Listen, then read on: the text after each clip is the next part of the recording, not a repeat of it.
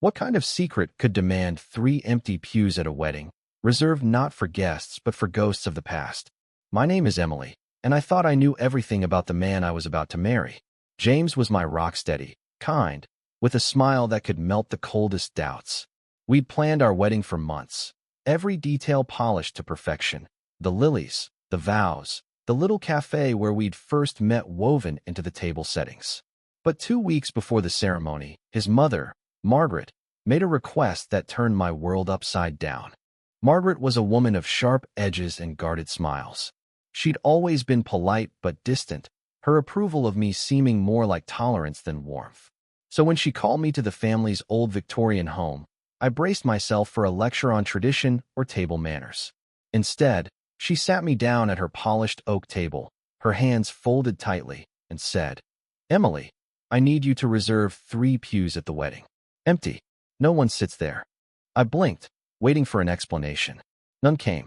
Her gray eyes held mine, unyielding, as if daring me to question her. 3 entire pews. I asked, my voice catching. "Margaret, that's a lot of space. Can I ask why?" She shook her head, lips pressed thin. "It's important. That's all you need to know."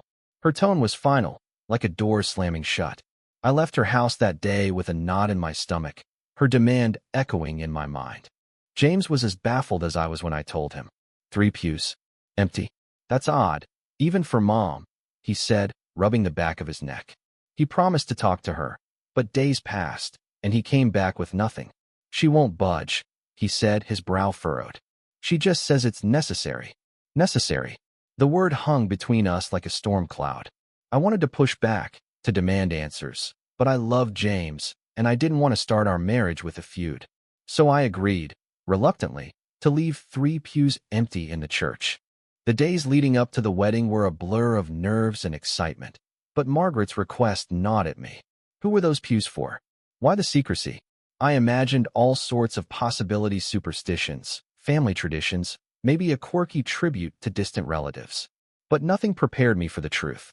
The wedding day arrived, crisp and golden, the church glowing with sunlight streaming through stained glass windows. My heart raced as I walked down the aisle, James waiting for me, his eyes bright with love. But as I passed the 3 empty pews on the left side of the church, my stomach twisted. They looked wrong, stark against the sea of smiling faces, like gaps in a perfect smile.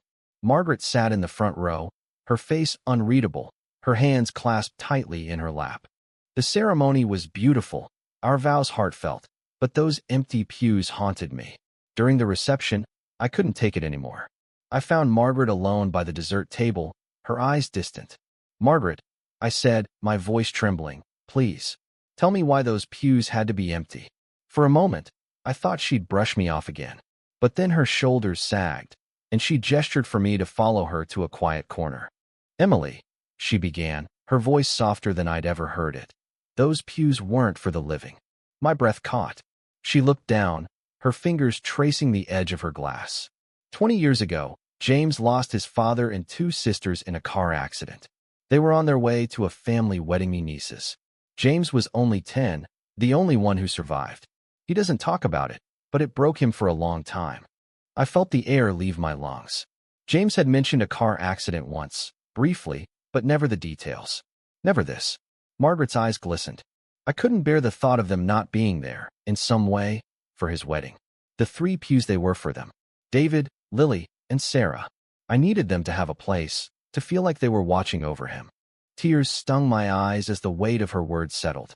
Those empty pews weren't a demand, they were a mother's way of holding onto her lost family, of giving them a seat at the table of her son's joy.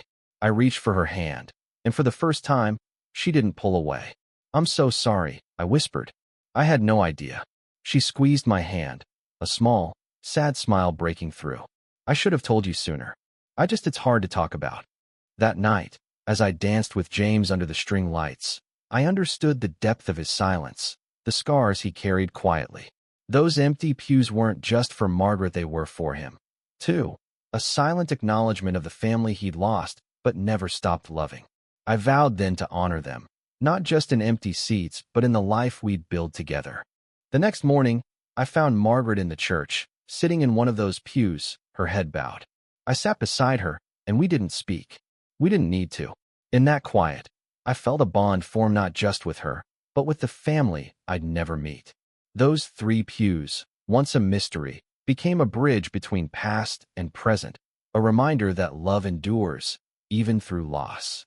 As James and I drove away from the reception, I looked back at the church, the empty pews no longer a puzzle but a promise. A promise to carry their memory forward, to live a life worthy of their love. And in that moment, I knew our family wasn't just the 2 of us. It was David, Lily, Sarah, and all the love we'd share forever.